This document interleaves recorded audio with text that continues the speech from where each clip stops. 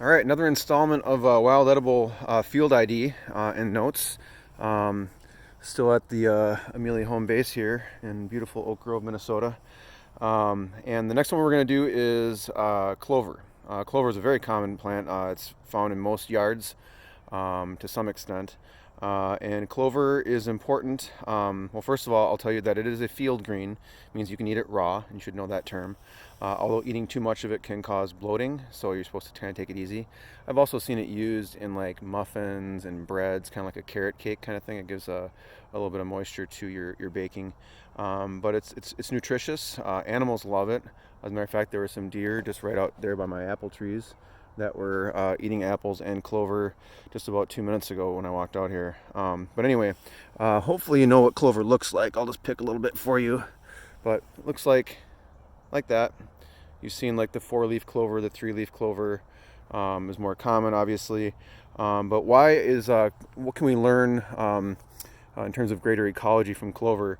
Uh, Clover is a legume. It's leguminous. So that's a family of plants that live, again, symbiotically, which we should know that what that word means now. Um, it's actually mutualistically with a certain kind of bacteria that is able to pull nitrogen out of the air and convert it into usable forms that acts like a fertilizer.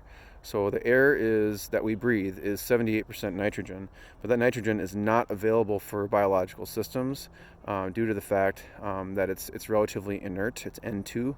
It's a Brinkelhoff, if you remember from chemistry, and that N2 is very, very stable and not able to be used by living things. Anyway, so all living things need nitrogen. The reason why is our bodies, living organisms' bodies, are made up primarily of protein, and nitrogen is a very important part of amino acids, which make up the proteins. The amino group in an amino acid is actually an NH2. So anyway, so how do these bacteria do it?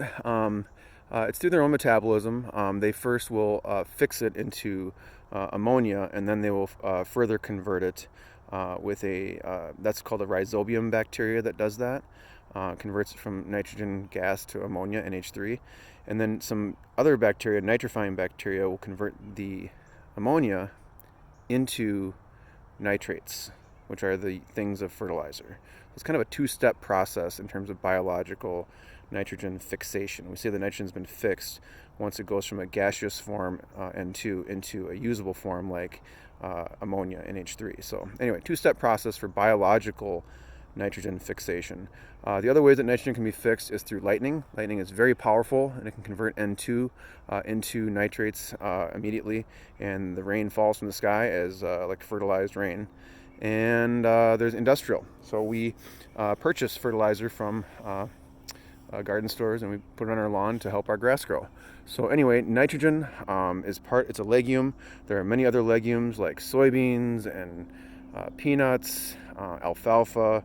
Farmers know about legumes and nitrogen fixation. It's an easy way for them to fertilize their fields without having to spend money on costly fertilizer.